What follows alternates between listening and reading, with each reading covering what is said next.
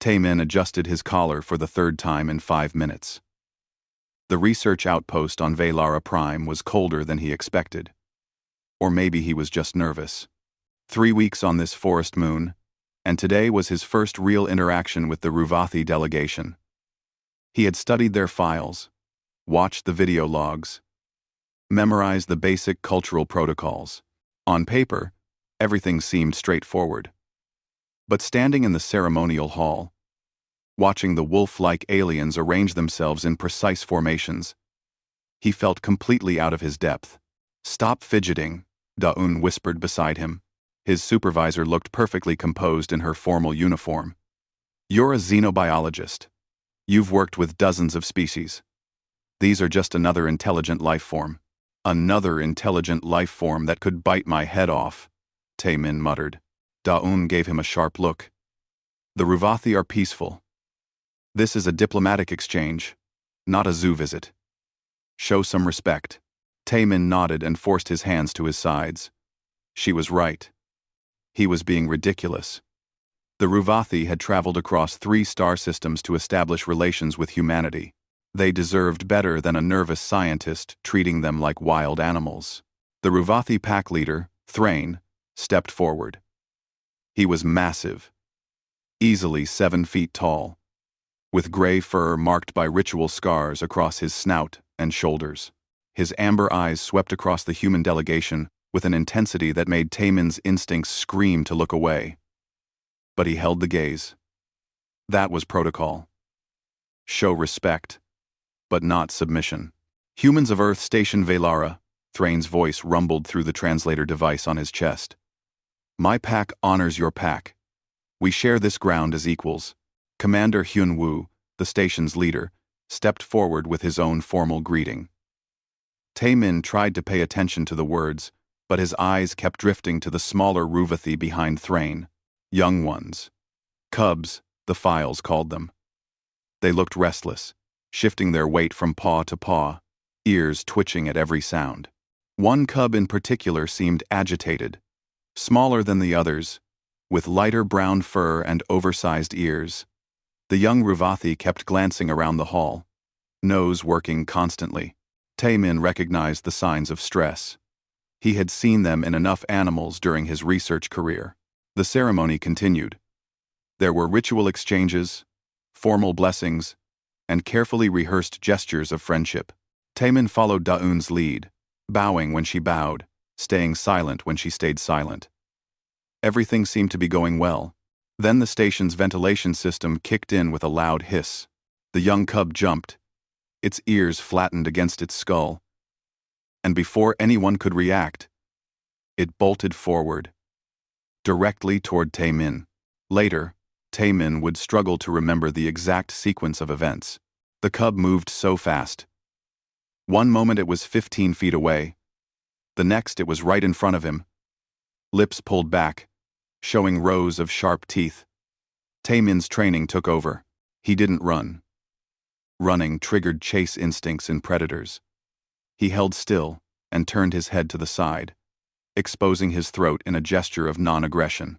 But the cub was beyond reason, lost in panic. Its jaws clamped down on Taemin's outstretched hand. Pain exploded up his arm, hot and sharp and immediate. Taemin gasped, but didn't pull away. Pulling away would tear the wound worse.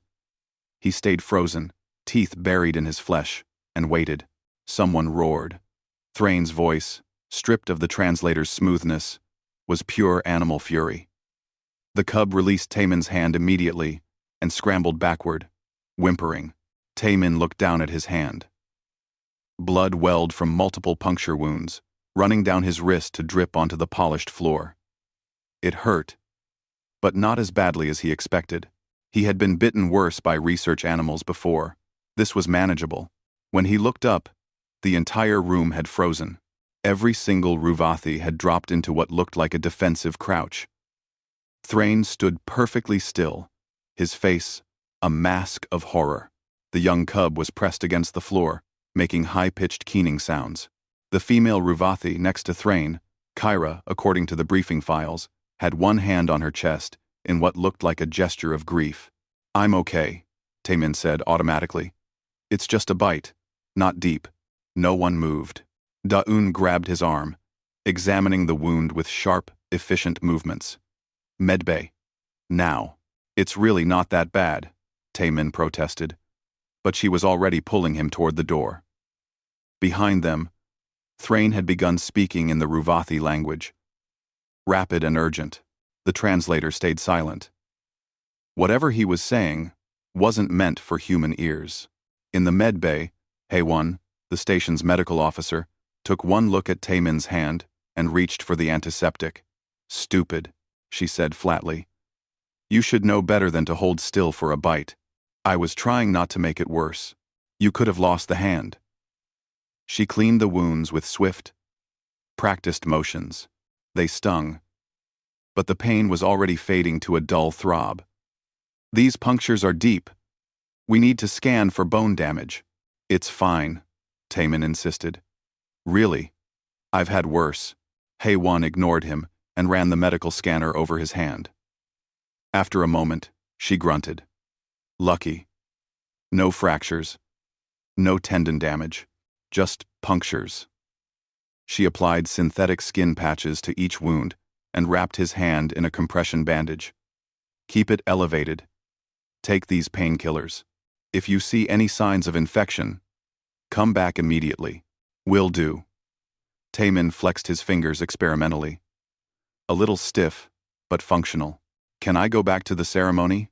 The ceremony is over, Daun said from the doorway. Her expression was troubled. The Ruvathi have retreated to their quarters. Thrain has requested an emergency meeting with Commander Hyun-woo. The Ruvathi and Hyun-woo. Arcane Post. Arcane says. The Ruvathi. Is the cub okay? Taemin asked. It seemed really scared. The ventilation noise must have triggered a panic response. In Earth animals, we see similar reactions when, I don't care about the cub right now, Daun interrupted. Something is very wrong. The way they reacted. Thrain looked like someone had died. Maybe they're worried about diplomatic consequences? Taemin suggested. An injury during a first contact ceremony is probably a serious cultural violation. Maybe. But Daun didn't sound convinced. Taemin grabbed a juice box from the medbay supplies. His mouth felt dry. Probably from the adrenaline. He wanted to get back to his quarters, maybe send a message to his mother, letting her know about the bizarre day he had.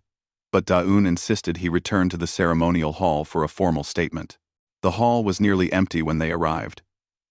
Just Jiho, the security officer, standing guard near the Ruvathi quarters. The young man looked tense, one hand resting casually on his stun weapon. Any movement? Daeun asked. None. They've been silent since they went in. Jiho glanced at Taemin. How's the hand? Fine. Barely even hurts. Taemin held it up, showing the neat bandage. The door to the Ruvathi quarters opened. Thrain emerged alone.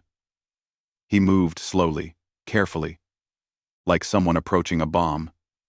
His eyes locked onto Taemin with an intensity that made every hair on the back of Taemin's neck stand up. Taemin of Earth, Thrain said. His voice was barely above a whisper. You live. Of course I live, Taemin said, confused. It was just a small bite. Thrain took another step forward. Then another. He stopped just 3 feet away, close enough that Taemin could see the fine details of his fur, the scars on his muzzle, the slight tremor in his hands.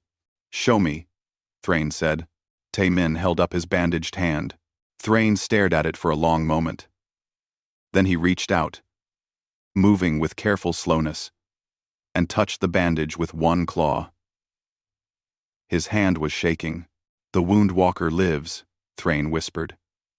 Behind him, other Ruvathi had emerged from their quarters. All of them were staring at Taemin, with identical expressions of shock and awe.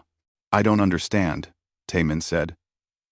He looked at Daun for help, but she looked just as confused as he felt.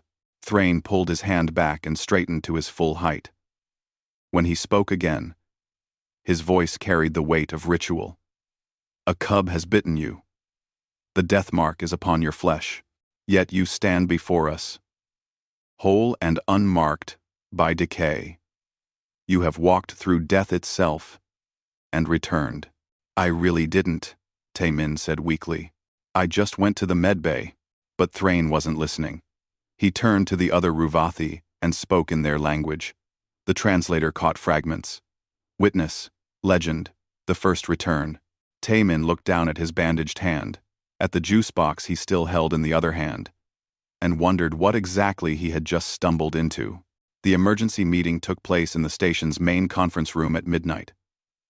Taemin sat between Da-un and Commander Hyun-woo, trying not to yawn. His hand throbbed under the bandage, a constant reminder of the day's strange events. Across the table, Thrain sat flanked by Kyra and 3 other Ruvathi elders. They all looked exhausted, but their eyes never left Taemin. Let me make sure I understand correctly, Hyun-woo said slowly. He had the careful tone of someone trying very hard not to offend. You believe that the cub's bite should have killed Taemin? Not should have, Thrain corrected. Would have. Without question. Without exception. In all our history, across all our worlds, a bite from our young has never been survived. Da-un leaned forward. Can you explain why? What makes the bite so dangerous? Kyra spoke for the first time. Her voice was rough, like gravel sliding down metal. Our young carry the death seed in their mouths. It is part of our biology. When we mature, the death seed fades. But in cubs, it is strongest. It protects them when they are most vulnerable. A bacteria, Haewon said from her position near the wall. She had insisted on attending despite the late hour. You're describing a bacterial infection transmitted through saliva. The Ruvathi exchanged glances. Thrain's ears flattened slightly. If you wish to name it thus. Yes. The death seed enters the wound. Within hours, the flesh begins to rot. The rot spreads. Even if the limb is removed immediately, often the death seed has already reached the blood. Few survive, even with amputation.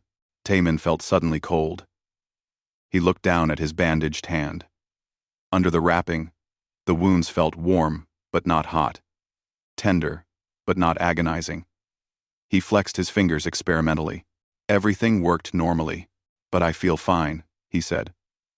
Just a little sore. Yes, Thrain said quietly. You do.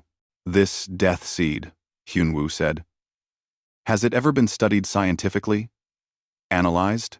Our healers know it well. Kyra said. It cannot be stopped. Only endured. Most do not endure. Haewon pulled out her tablet. I'd like to take a sample from the cub, if that's permitted. And another blood sample from Taemin. We need to identify exactly what we're dealing with. Thrain nodded slowly. You may. But I warn you, the death seed cannot be fought. That Taemin lives is not medicine. It is miracle. The next morning, Taemin woke to find his hand almost completely healed. The swelling had gone down. The pain had faded to barely noticeable. When Haewon removed the bandage to examine the wounds, even she looked surprised. Remarkable, she muttered, scanning the puncture marks. The tissue regeneration is accelerated. Your immune system is working overtime. She looked up at him. How do you feel? Good. Great. Actually, like it never happened. Your blood work shows elevated white cell counts and an aggressive antibody response to an unknown bacterial agent. Whatever the cub transmitted, your body identified it as a threat and eliminated it efficiently. She made notes on her tablet.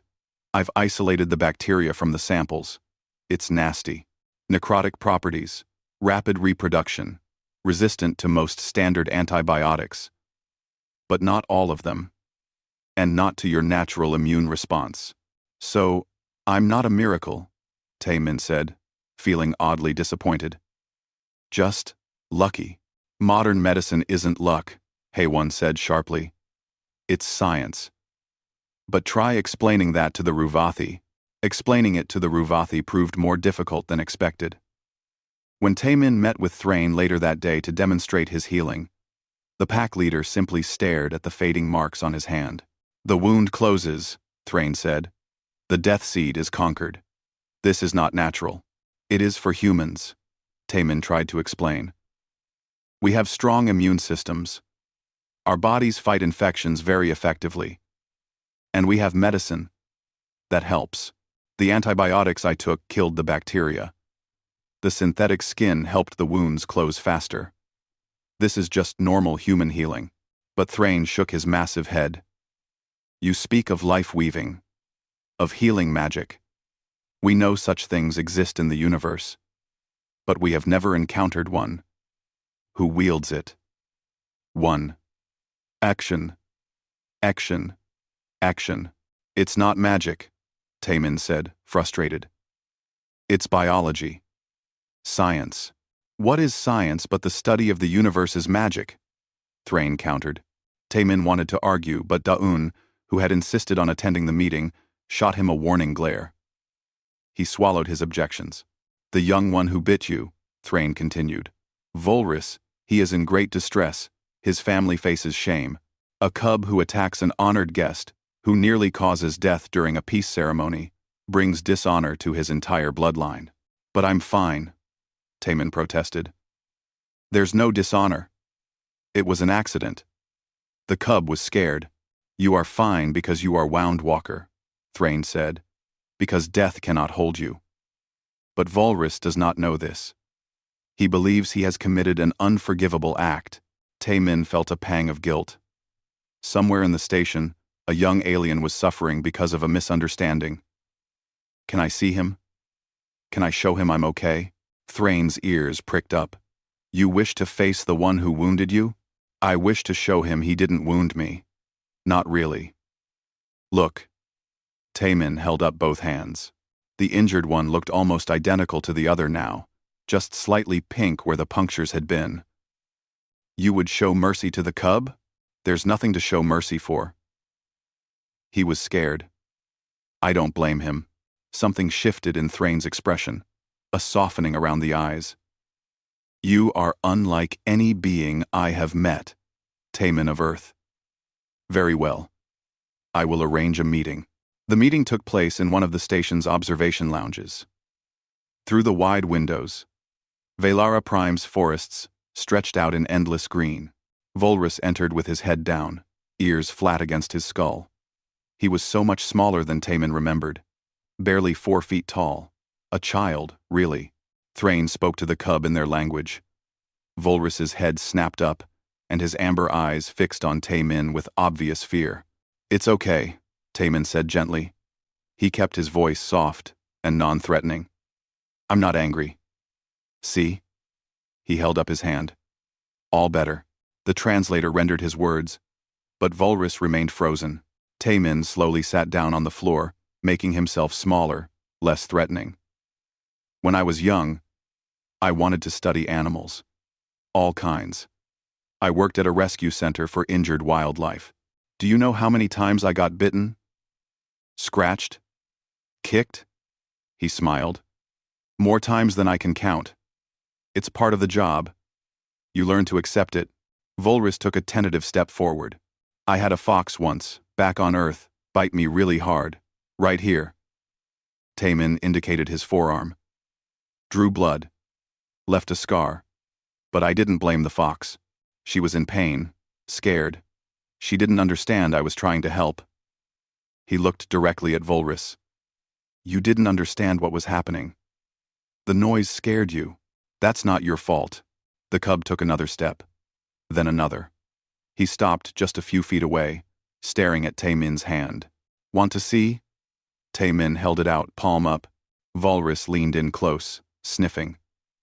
His small nose worked carefully over the healing wounds. Then he looked up at Taemin, confusion clear in his young face. "No rot," he said in heavily accented English. The translator must have been teaching him. "No death seed. No death seed," Taemin confirmed.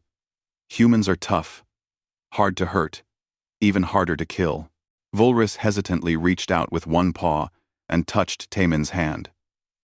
His claws were retracted, the gesture gentle.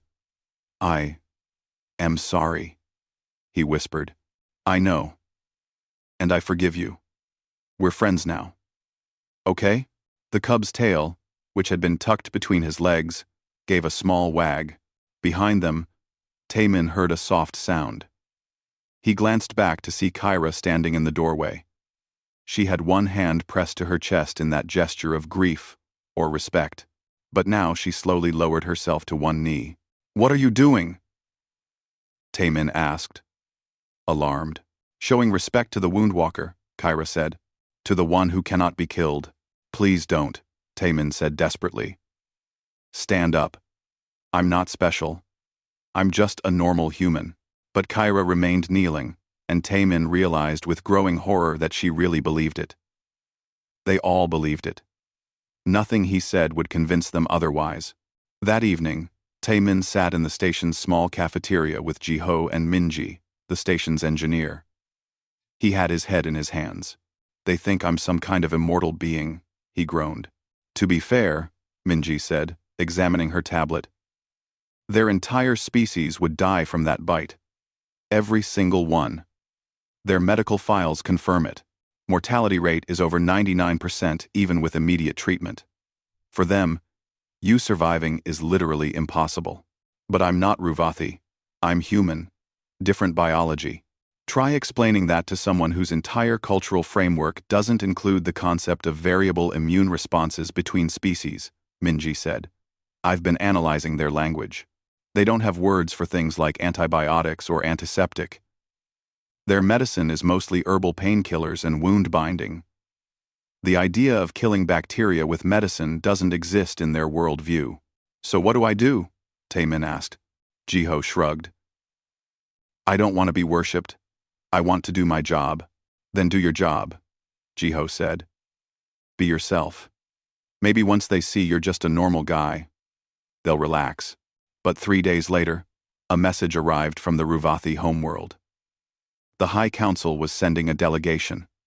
They wanted to meet the Woundwalker, and they were bringing their most sacred religious leaders. This is going to be a disaster, Daun said, reading the message. Taymin could only nod in agreement. The second Ruvathi ship arrived 6 days later. It was larger than the first, a military vessel painted in dark grays and blues. Taymin watched it dock from the observation deck, his stomach twisting with anxiety. Stop worrying, Daun said beside him. I survived something I wasn't supposed to survive. Now, they're sending religious leaders and military commanders to investigate. How is that nothing wrong? You're looking at this from the wrong angle. This is an opportunity. If we handle this correctly, we could establish a strong alliance with the Ruvathi. They clearly respect strength and survival. You've demonstrated both. I demonstrated having a working immune system, Taymin muttered. The delegation that emerged from the ship was impressive and intimidating in equal measure. Elder Mithron was ancient, his fur almost entirely white. His movements slow but deliberate. He carried a staff carved with symbols Taymin didn't recognize. Beside him walked General Vrask, who was even larger than Thrain, his fur black as deep space, his armor decorated with marks of rank and achievement. The formal greeting took place in the station's largest hall. Taymin stood with the other humans, trying not to fidget. Mithron's eyes, clouded with age but still sharp, found him immediately. So, the elder said, his voice surprisingly strong. This is the one who walks with death. This is Taymin, Commander Hyunwoo said carefully. A valued member of our science team. Show me your wound, Mithron commanded. Taymin stepped forward and held out his hand. The bite marks were barely visible now. Just faint pink lines on his palm. Mithron studied them for a long moment, then touched them with one claw, tracing the pattern. The death seed touched you here, Mithron said. Yet the flesh lives. Remarkable. He looked up at Taymin. Do you feel its presence? The echo of death? I feel fine, Taymin said honestly. It healed quickly. Human bodies are good at fighting infections. Infections. Mithron repeated the word slowly. You reduce the death seed to mere infection, as if it were no more dangerous than a thorn's scratch. For humans, it isn't much more dangerous than that, Taemin said. Our medicine can handle it. General Vrask stepped forward. Unlike Mithron, his expression wasn't one of awe. It was suspicion. I have fought in 17 campaigns, he said. I have seen warriors die from wounds far less severe. I have watched the death seed consume flesh in hours. And you tell me this is nothing? For Ruvathi, it's lethal, Taemin acknowledged. For humans, it's treatable. We're different species, different biology. Convenient, Vrask said coldly. These humans arrive claiming friendship. Then one survives the unsurvivable and asks us to believe it is normal. Perhaps it is deception, technology that heals wounds and leaves no trace. It's not deception, Daun said sharply. We've provided all our medical data. The samples are available for study. Data can be falsified. Samples can be manipulated. Vrask's tail lashed once. I propose a test. Let us see if this human truly cannot be killed, or if this is elaborate theater. Aksher. The room went silent. Thrain looked uncomfortable. Kyra's ears flattened. But Mithrin simply nodded. What kind of test? Hyunwoo asked, his voice tight. The hunt trial, Vrask said. An ancient tradition. We release a candidate into the wilderness. They must survive for one full day and night, while a hunting pack tracks them. If they live, they have proven themselves worthy. Absolutely not, Hyunwoo said. I will not risk my crew member's life to satisfy your doubts. I'll do it, Taemin heard himself say. Everyone turned to stare at him. Taemin, no. Daun hissed. But Taemin was thinking fast. If he refused, Vrask's suspicions would only grow. The alliance could crumble before it even began. But if he agreed and survived, it might finally convince them that humans were simply more durable, not magical. I'll do it, he repeated. Under certain conditions, I get basic survival supplies. Water, a basic first aid kit, a locator beacon, in case of real emergency, and the hunting pack is instructed not to kill, only to track and test. The hunt is traditionally non-lethal, Thrain said quickly. It is meant to prove skill and courage, not to murder. Then I accept, Taemin said. Daun grabbed his arm. Can I speak with you privately? In the corridor outside, she rounded on him. Are you insane? You're a xenobiologist, not a survivalist. You'll be alone in an alien forest with predators tracking you. I grew up camping, Taemin said. I spent summers doing field research in remote areas. I know how to survive in the wilderness. Earth wilderness. This is an alien moon. With biology I've been studying for 3 weeks. I know which plants are edible. Which animals are dangerous. I can do this. Daun. And if you can't, then I use the emergency beacon and they pull me out. But I won't need it. I'll be fine. Daun stared at him for a long moment. Then she sighed. You're either very brave or very stupid. Can't it be both? The hunt began at dawn. They took Taemin to the edge of the forest, gave him a small pack with water, basic tools, and the emergency beacon, and released him. He had until the next dawn to survive. The first few hours were actually pleasant. Velara Prime's forest was beautiful in the morning light, all silver bark and purple leaves.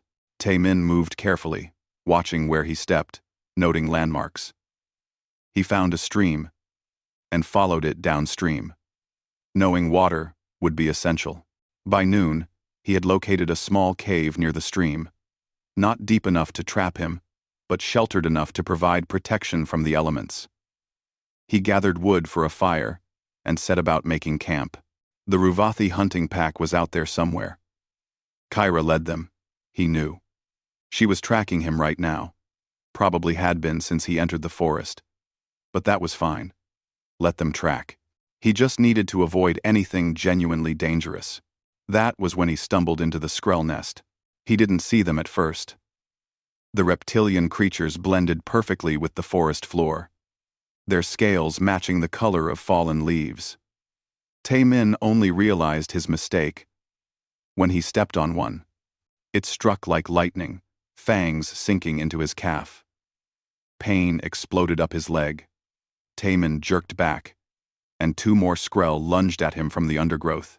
He felt another bite on his forearm, a third on his shoulder. His training kicked in. Don't panic. Assess the threat.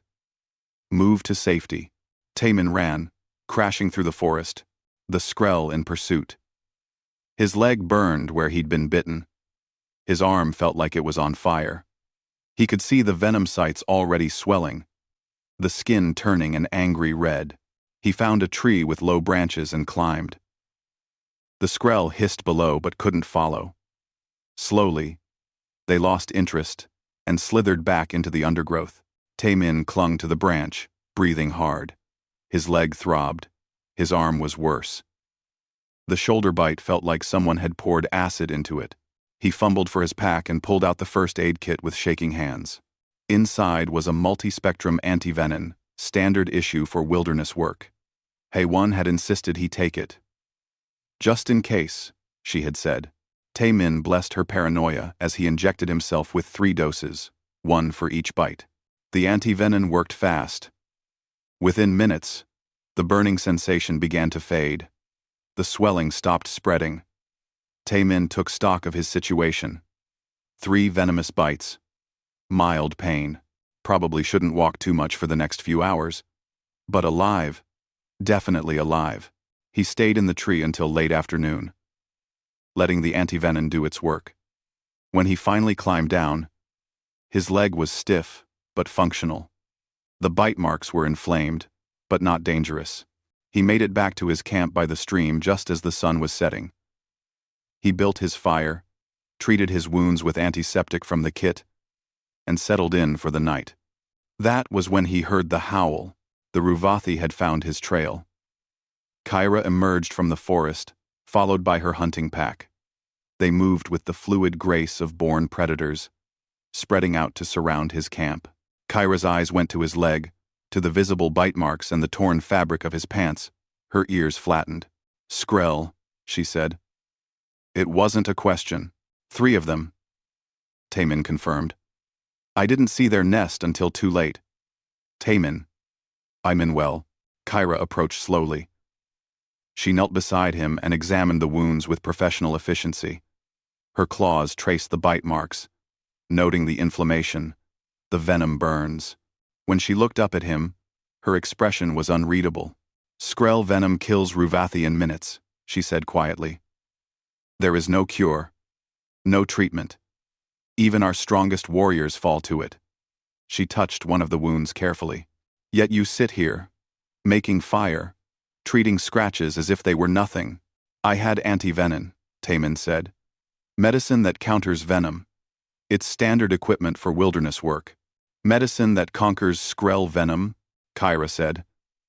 Medicine that conquers the death seed. Medicine that brings the dead back to life. Tell me, Tae-min of Earth, is there anything that can truly harm your people? Lots of things, Tae-min said honestly. Kyra stood. She threw back her head and howled, a long, ululating cry that echoed through the forest. The other hunters joined her, their voices weaving together in a complex harmony. Tae-min sat by his fire, leg aching, arm throbbing, and wondered what exactly that howl meant. He had survived the test, but somehow, he suspected he had only made the situation more complicated. When dawn came, the hunting pack escorted him back to the station. Kyra walked beside him, silent. At the forest edge, where the others were waiting, she finally spoke. I doubted you, she said. I believed General Vrask. I thought you were deception. Lies wrapped in flesh. She met his eyes. I was wrong. You are real. And you are terrifying. I'm really not, Taemin said tiredly. You are, Kyra insisted. She knelt before him, right there in front of everyone, and bowed her head in submission. It was, Taemin would learn later, the highest honor a Ruvathi warrior could give. The ceremony took place 3 days after Taemin returned from the hunt trial.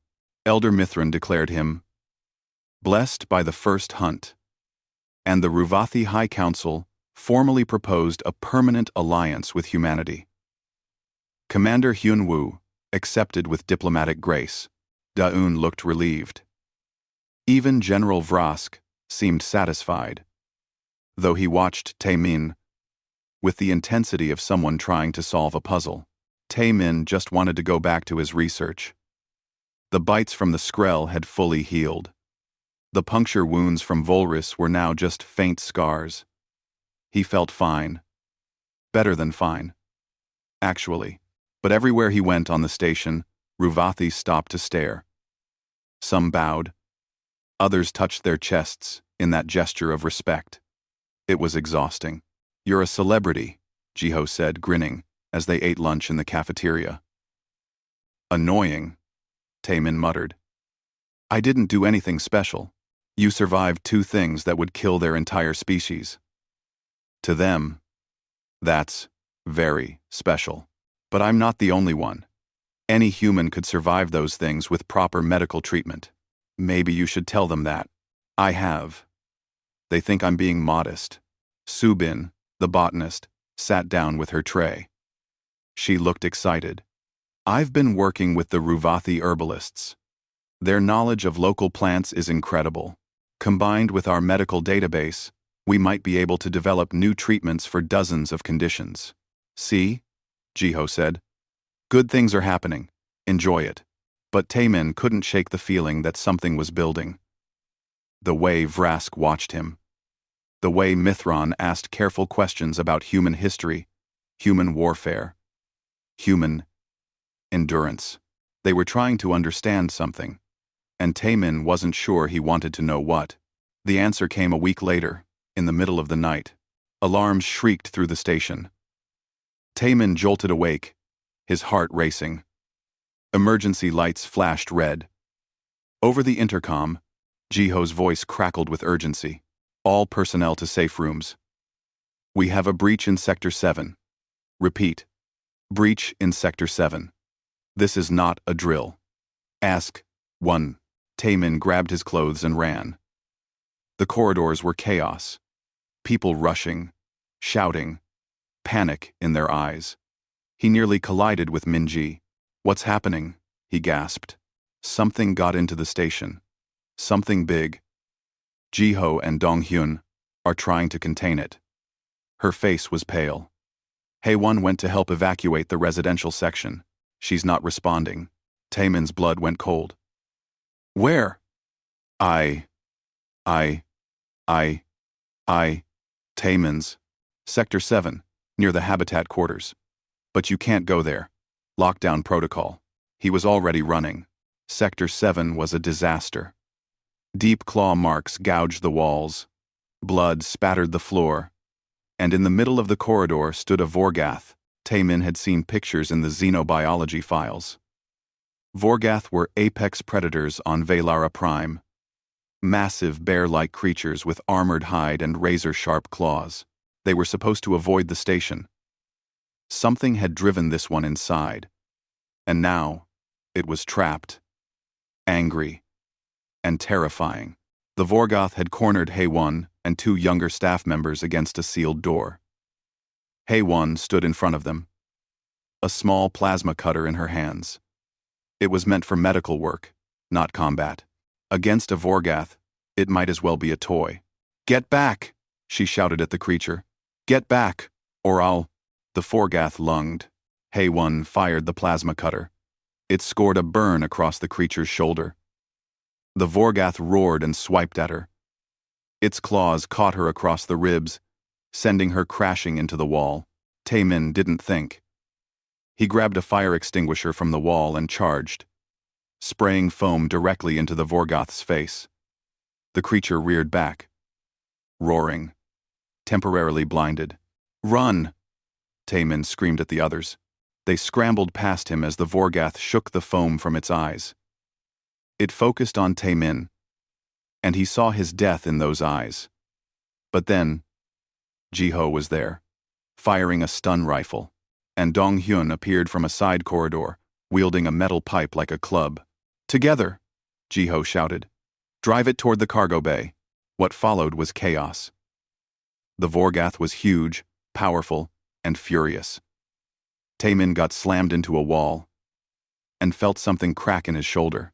Jiho took a claw across the chest, deep gouges that bled heavily. Dong-hyun's left arm bent at a wrong angle when the Vorgath struck him, clearly broken. But they didn't stop. Jiho kept firing, even as blood soaked his uniform. Dong-hyun used his good arm to swing the pipe, landing blow after blow on the creature's head. Taemin grabbed a broken piece of equipment and jammed it into the Vorgath's leg joint. Slowly, they drove it back. Step by step. The creature was tiring. So were they. But humans didn't stop. That was the thing. They just kept going. Finally, they maneuvered the Vorgath into the cargo bay. Dong-hyun slammed the emergency release with his good hand, and the exterior door blew open. The Vorgath, sensing escape, bolted through into the forest, the door sealed behind it. Silence. Taemin slid down the wall, cradling his injured shoulder. Everything hurt. His vision swam. Beside him, Jiho pressed a hand to his bleeding chest. Dong-hyun sat on the floor, his broken arm cradled against his body. Laughing hysterically. "We did it," Dong-hyun gasped. "We actually did it." Haewon appeared in the doorway, bleeding from her ribs but walking. She looked at the three of them and shook her head. "Idiots. All of you." But her voice was warm. Medical teams arrived. They treated Jiho's lacerations, set Dong-hyun's broken arm, scanned Taemin's shoulder, fractured clavicle, hairline fractures in 2 ribs, mild concussion. Nothing life-threatening. "You'll be fine in a few weeks," the medic said. "Take these painkillers. Rest. No strenuous activity." "A few weeks?" came a voice from the doorway. The Ruvathi had arrived. Thrain, Kyra, and a dozen others stood watching. Their expressions ranged from shock to horror to something like religious awe. Thrain approached Jiho slowly. The security officer was sitting up now, his chest wrapped in bandages, the lacerations already treated and sealed. "You were clawed by a Vorgath," Thrain said. "Deep wounds. Bleeding wounds." Quote, "Yeah," Jiho said. "You will be okay," Thrain repeated. He looked at Dong-hyun. "Your arm was broken. I heard the snap from the corridor." Dong-hyun held up his splinted arm. "Yeah. Clean break. Should heal in 6 weeks, they say." 6 weeks, Thrain whispered. Elder Mithron pushed through the crowd. He looked at each of the injured humans in turn. Then, he turned to his people and spoke in their language. The translator caught fragments. "All of them. Not just one. All." Kyra stepped forward. She had witnessed the whole fight, had seen the humans' persistence. "You were hurt," she said to Taemin. "I saw the Vorgath strike you. Your shoulder. Your ribs." "Had to," Taemin said simply. Haewon needed help. The others needed help. A Ruvathi warrior, wounded as you were, would have fallen. Would have died. Yet you stood. You all stood. 3 humans, injured and bleeding, drove away an apex predator. Her voice shook. "We thought Taemin was special. Unique. But he is not, is he? You are all like this. All humans?" Thrain asked. Hyun Woo, who had just arrived, caught the question. "Yes," he said. "All humans. We're durable. We heal quickly. We can survive significant trauma with modern medicine. This is normal for us." General Vrask stepped out of the shadows. His face was unreadable. "I tested one human, seeking to prove him false. Instead, I revealed an entire species of unkillables. He looked at the wounded humans, at their casual acceptance of injuries that would cripple or kill Ruvathi. I have made a terrible mistake. What mistake? Hyunwoo asked. I thought you were weak, soft. I thought we were entering an alliance with a species that needed protection. Vrask's tail lashed once. But you are predators. All of you. And we never realized. We're not predators, Taemin protested. You are, Kyra said softly. You hunt. You persist. You do not fall when wounded. You do not stop when pain should stop you. What else would you call that? Stubborn? Jiho offered. And Donghyun laughed. Then winced as the movement hurt his arm. Later that night, after the injured had been treated and everyone had been debriefed, Taemin sat with Daun in the observation lounge. Through the windows, Velara Prime's forests stretched out under 2 moons. Vrask has requested access to our medical databases, Daun said. All of them. He wants to understand human biology, human medicine, human limits. Are we giving it to him? Yes, Hyunwoo approved it. The alliance just became a lot more serious. She looked at him. They're calling you the first. Did you know that? The first wound walker. The one who showed them what humans really are. I didn't show them anything. I just survived a bite. You showed them everything, Daun corrected. And now they want to learn. Kyra has requested permission to train with our security team. Other Ruvathi are asking about our medical schools. Mithran wants to study our history, our wars, how we survived things that should have destroyed us. Taemin touched his shoulder gently. It ached, but the painkillers kept it manageable. In a few weeks, it would be fine. The Ruvathi were right about one thing. Humans were hard to kill. He had never thought of it as special before. It was just how things were. What do you think they'll do with all this information? He asked. Daun smiled. I think they're going to surprise us. She was right. A message came the next morning. The Ruvathi High Council had a request. They wanted humans to help them with a problem. A species called the Hektari had been raiding their colonies for years. The Ruvathi had never been able to stop them. Their warriors fell too easily. Their injuries were too severe.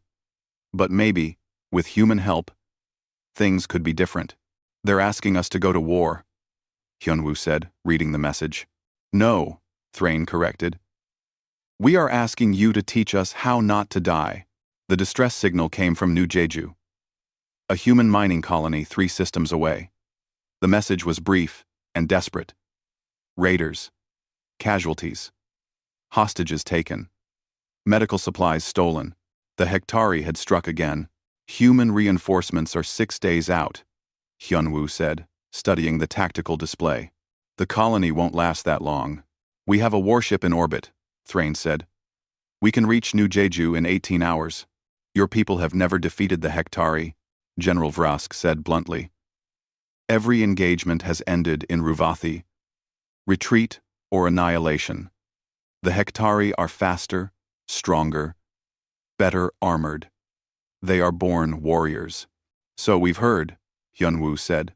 But circumstances have changed. Daun pulled up a holographic image of a Hektari warrior. The insectoid creature stood 7 feet tall, with 4 arms ending in blade-like appendages, chitinous armor covering every surface, and compound eyes that could track multiple targets simultaneously. They're impressive, she admitted. But they have a weakness. They rely on overwhelming force and quick victories. Historical data shows they disengage when resistance becomes prolonged. They don't do attrition warfare, because nothing survives long enough for attrition, Kara said bitterly. They strike. We fall. They take what they want and leave. That's because you've been fighting alone, Jiho said. His chest was still bandaged from the Vorgoth attack, but he was moving normally.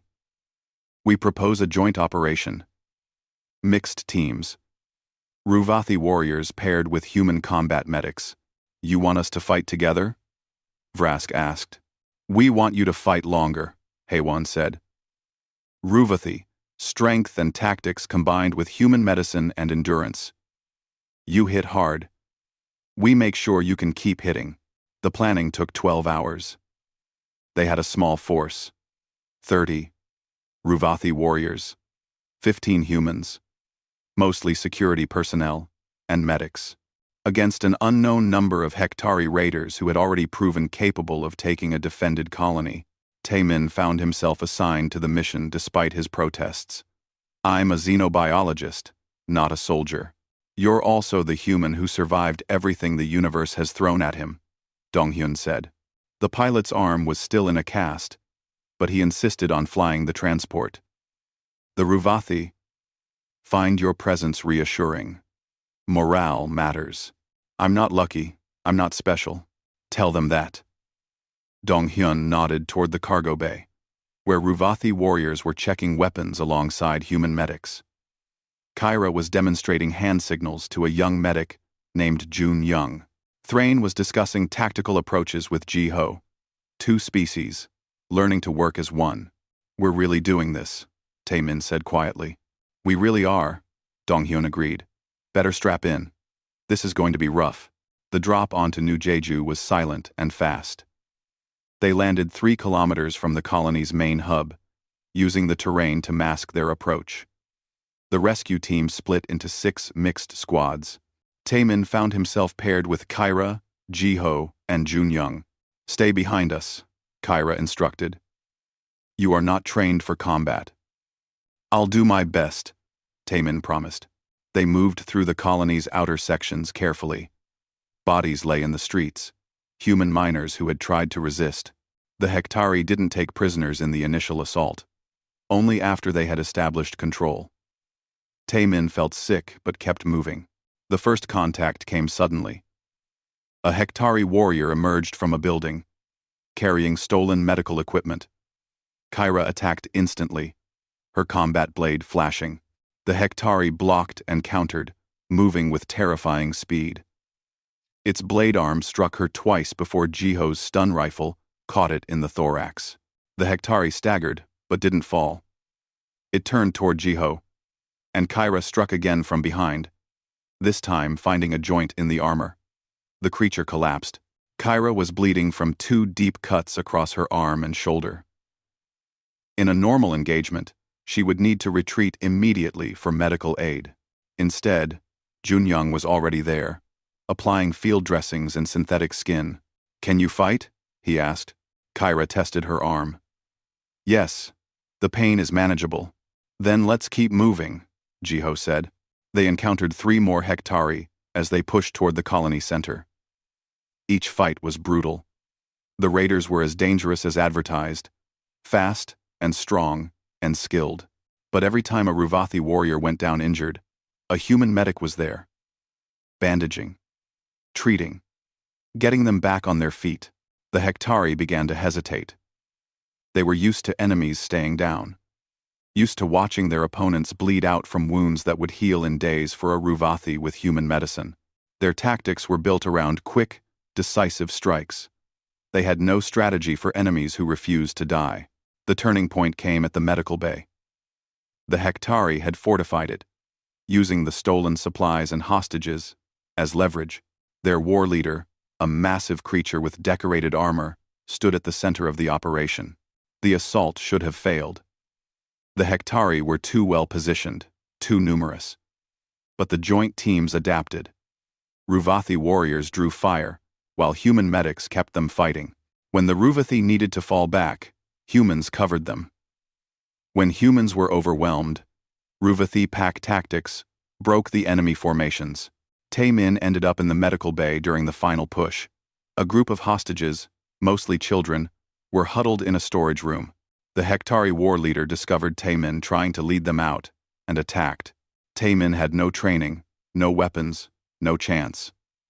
The war leader's first strike sent him crashing into equipment.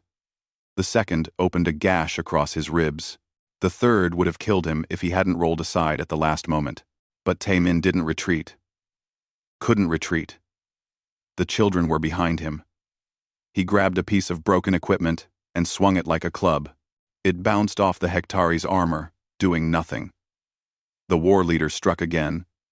Kalaman, 70 Wa, catching Taemin across the chest. He felt ribs crack, felt blood fill his mouth, felt himself falling. He got back up. The Hektari war leader paused, hesitated. Taemin could see its confusion in the way it angled its head. The human should be dead, should be down, should have stopped. Taemin swung the makeshift weapon again. And again. Each impact jarred his broken ribs. Each movement sent pain screaming through his body. But he didn't stop. Couldn't stop. The children, he gasped. You can't have them. The war leader struck once more. A devastating blow that sent Taemin sliding across the floor. He coughed blood. Couldn't breathe properly. His vision was graying at the edges. He pushed himself up on shaking arms. That was when the strike team burst into the room. Kyra first, bleeding from a dozen wounds but moving like death itself. Jiho, right behind her. His uniform soaked with blood. Thrain roaring, his blade singing. The Hektari war leader looked at Taemin, still struggling to stand despite catastrophic injuries. Looked at Kyra, who should have been dead 3 times over. Looked at the mixed force of warriors who refused to stop fighting. It fled. The other Hektari followed. They abandoned their positions, dropped their stolen goods, and retreated to their ships. Within minutes, they were gone. The silence after battle was deafening. Taemin lay on the floor of the medical bay, finally allowing himself to stop moving. Everything hurt. Breathing was agony. But the children were safe. The hostages were free. HFY appeared above him. Don't try to talk. We're getting you to surgery. You'll be fine. Ribs broken. Taemin managed. I can see that. Also internal bleeding and a punctured lung. But you'll live. She smiled grimly. You always do. 3 days later, Taemin woke in a proper hospital bed. His chest was wrapped in bandages.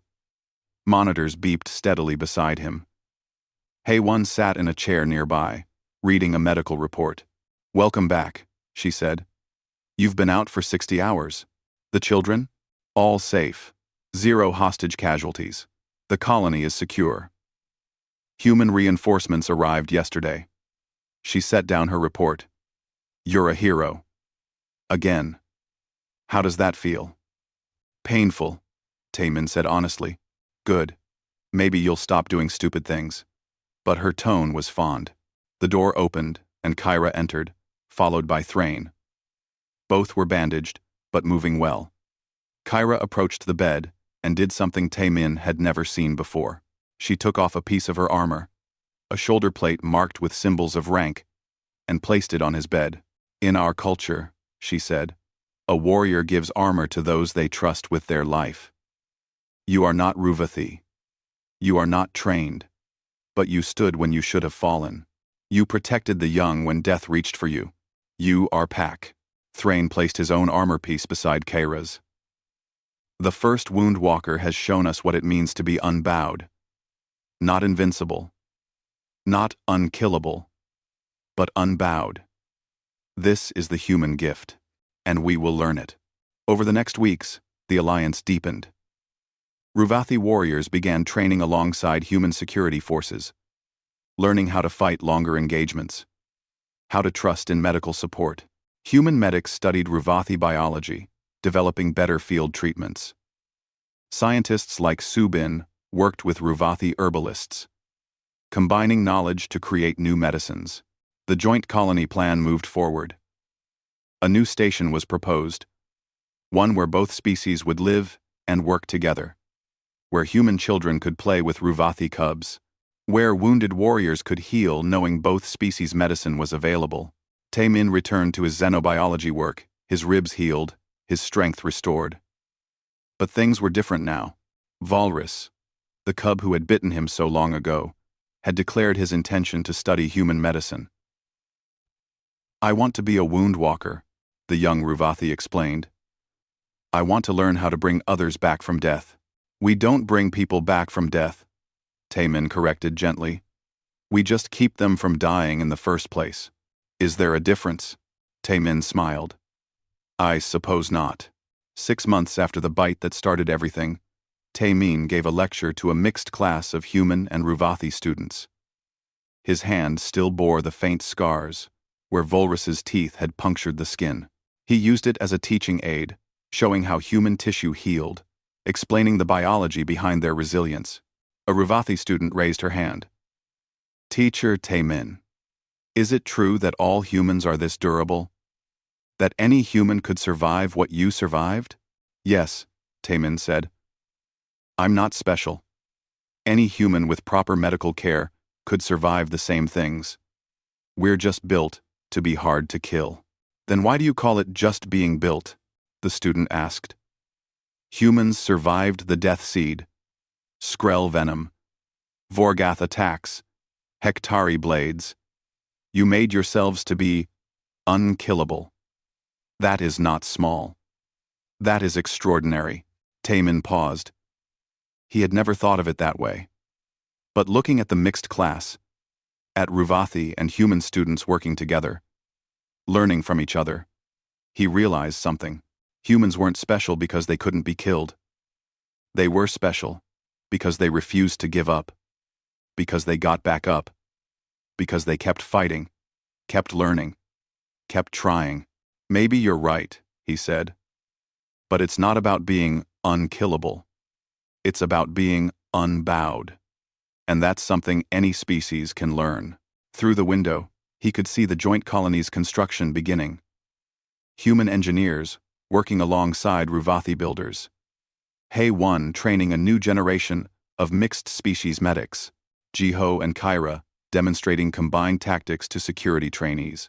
And in the medical wing, Volrus was studying anatomy, determined to save lives the way Taemin had saved his. The cub, who had bitten a human's hand.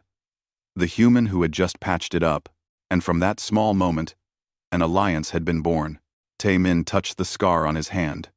It didn't hurt anymore, just a reminder of where everything had changed. Of the day a frightened cub taught him that sometimes surviving was the most powerful thing you could do. Outside, the two species' flags flew side by side. A human hand and a Ruvathi claw, clasped together. Not invincible, not unkillable, but unbowed. And together, that was more than enough.